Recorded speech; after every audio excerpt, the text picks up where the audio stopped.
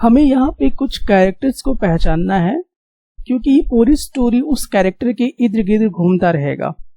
तो जैसे कि आप यहाँ पर एक कांता देवी को देख रहे होंगे, ये जो है ये कांता देवी इनका नाम है, और ये घर के झाड़ू पोछा वगैरह लगाती हैं किन्हीं के यहाँ घर घर में जाकर।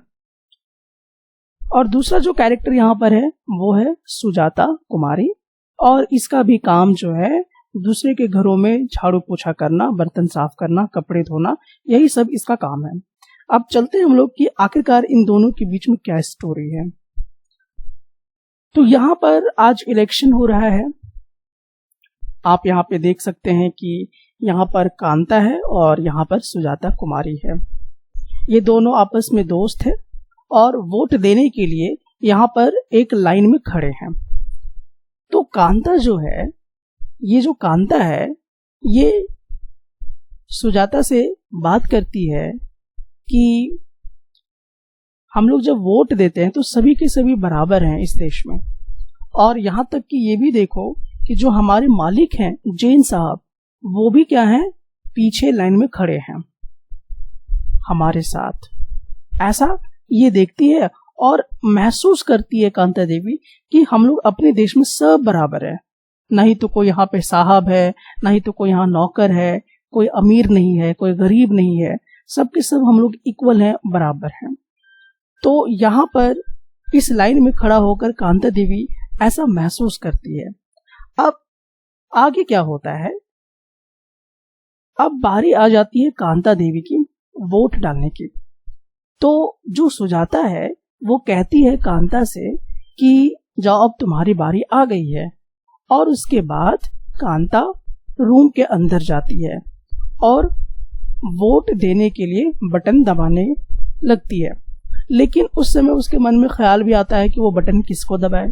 तो वो अपने दिमाग में सोचती है, या वो वोट किनको देना चाहती है, ये वोट उनको देना चाहती है जो इनके एरिया में पाइपलाइन बिछाने का प्रॉमिस किया है, क्योंकि इनके यहाँ पानी की काफी कमी है।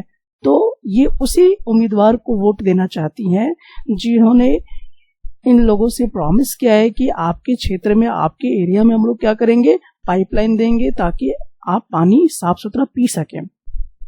और इसके बाद वोट देने के बाद जो कांता देवी है और सुजाता कुमारी है वो अपने घर के लिए रिटर्न होने शुरू हो जाते हैं। तभी जो कांता देवी की जो साहब होते हैं वो इसकी तरफ देखते हैं और कहते हैं ठीक है फिर बाद में मिलेंगे। और उसके बाद हाथ जोड़ते हुए जो कांता देवी है वो कहती है ठीक है सर, नमस्ते साहब जी। और उसके बाद वो अपने सहेली के साथ रोड के रास्ते अपने घर जाने लगती है। तभी कांता देवी जो है वो अपनी कुछ घरेलू बात जो है वो शेयर करती है, किससे, सुजाता से करती है। ये कहती है कि जो मेरी गुड़िया है उसको काफी ज्यादा बुखार आया हुआ है और उसे हॉस्पिटल ले जाना है, लेकिन मैं सबसे पहले क्या करूंगी कि साहब के घर जाऊंगी और वहां पे जितने भी काम काज पड़े हुए हैं सब खत्म कर दूंगी, और कुछ एडवांस लेकर मैं अपने बेटी को हॉस्पिटल लेके जाऊंगी। अब ये ऐसा बातचीत करते करते अपने घर पहुंच जाती है। अब कांता जो है वो गिलास में कुछ पीने के लिए लेकर जाती है अपनी बेटी के लिए, और कहती है कि बेटी इसको आप पी लो, थोड़ा सा आप अच्छा महसूस करोगे, और मैं काम करके तब तक शाम को आती हूँ और उसके बाद तुम्हें हॉस्पिटल लेके चलूंगी, ठीक है।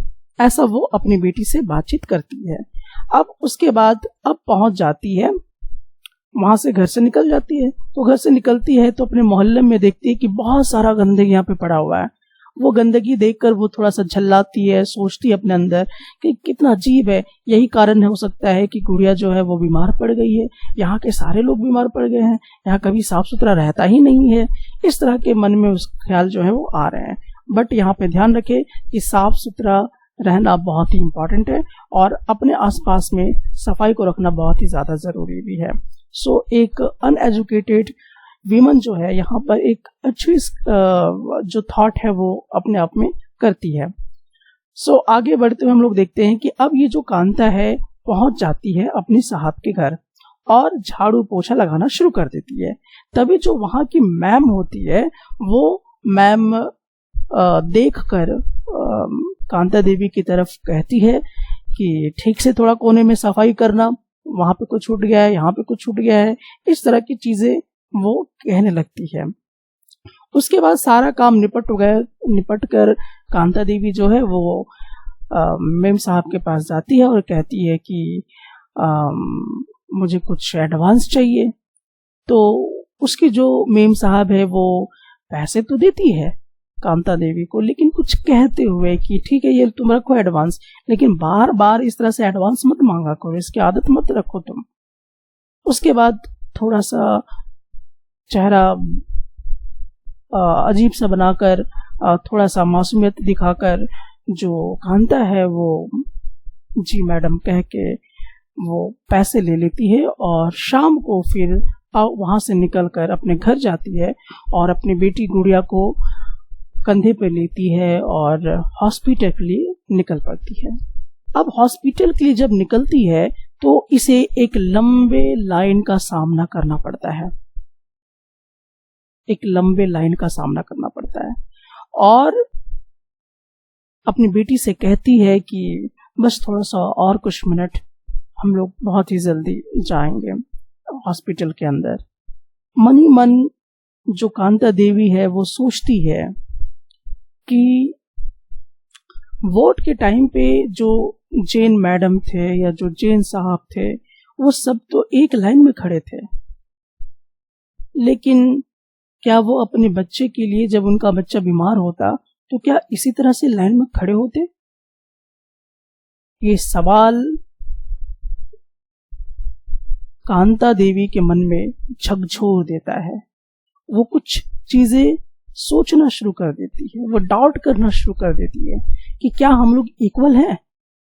दोनों में डिफरेंसेस है, क्योंकि इस लाइन में खड़ा होना, अभी जो आप देख रहे हैं इस लाइन में खड़ा होना और इस लाइन में खड़ा होना, दोनों में काफी डिफरेंसेस है।